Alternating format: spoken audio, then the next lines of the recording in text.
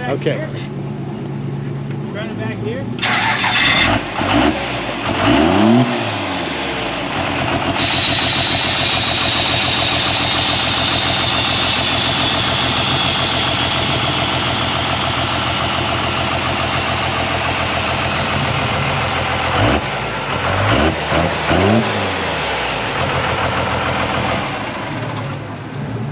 So, No, not far enough. first of all, what's your name? I'm Buck.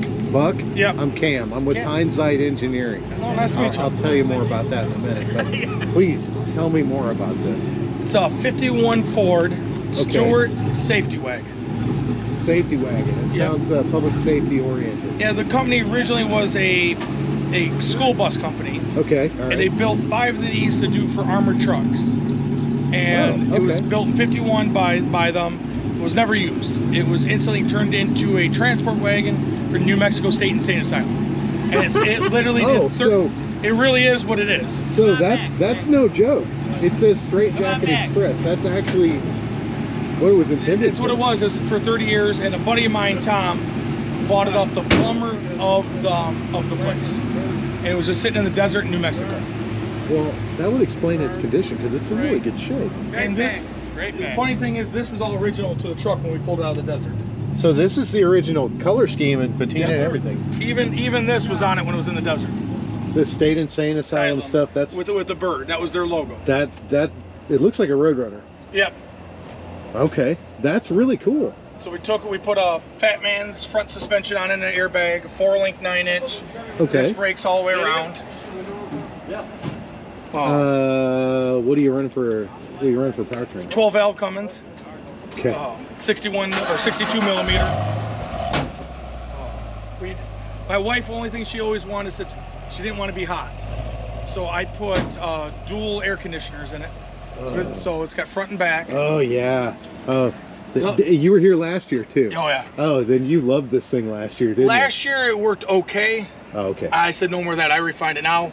I can make igloos in it. Man, I love this thing. So, yeah, I'll show you the motor. I'd love to see the inside. Yeah. Oh yeah. I'd like to see the inside of it too, if you don't mind. Oh, definitely.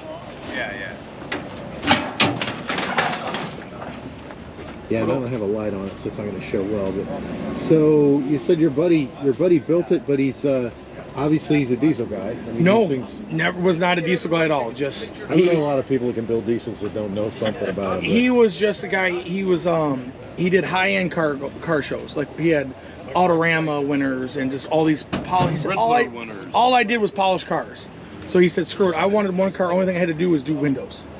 So he he just left it alone. Didn't want to clean it, shine it, do anything to it. So he just left it kind of plain on some areas, just because he didn't want to ever clean it. What the hell did you do? Did you change? And then when I actually got it, it had the engine current was a little bit dirtier, and the interior was just basically a rubber floor, and that's it. Still had bare metal everywhere.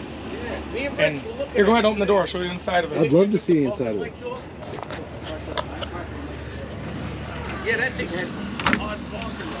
Oh, these are like refrigerator doors. They're heavy.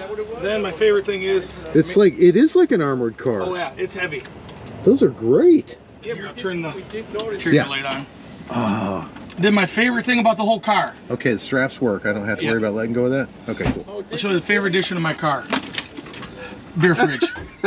Keeps it ice cold. That's great. I'm like, man, all the traveling we do, man, I gotta be able to have a cold pop somewhere. Oh, this thing is, I love it. So I'm gonna nerd out on this. Suburban seats. Great. So how's it ride? Oh, it rides great. I mean, it's on four airbags. Rides smooth as could be.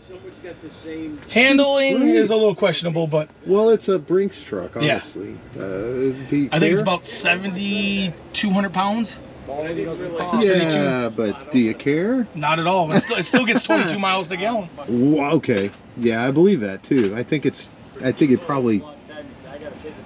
You might have the perfect power tour vehicle. Oh, it's only issue I'm having this year with it. It's got a little bit of oil leak, but you know, it's a good thing about if something's leaking oil. It's still got oil in it. Got oil in it. That's right. It's still oil in it. So it's been a blast for the last couple of years. Well, man, I think this thing's really cool. They just don't do things like this anymore. I think we got 28,000 miles on this thing so far. Then here, look at the inside of the door on your side. All right, all right. That shuts like a man. It's a good picture. Let me tell you something. Just take a picture of your truck. So I said I bought this for my wife. Insane Asylum, Center for Disturbed Women. Wow.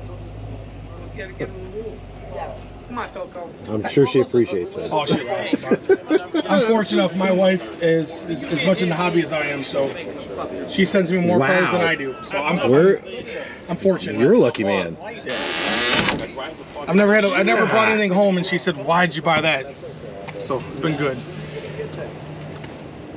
Man, this thing's great. I love this thing.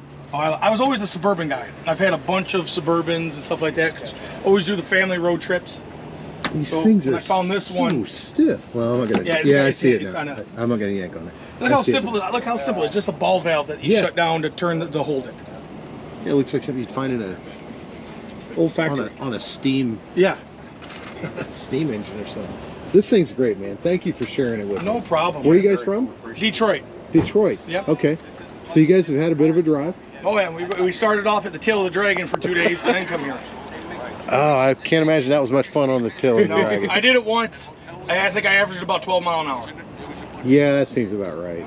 That's probably safe. My shop truck, that one's a lot more fun. Well, thank you for sharing this. No problem, man. Thank you.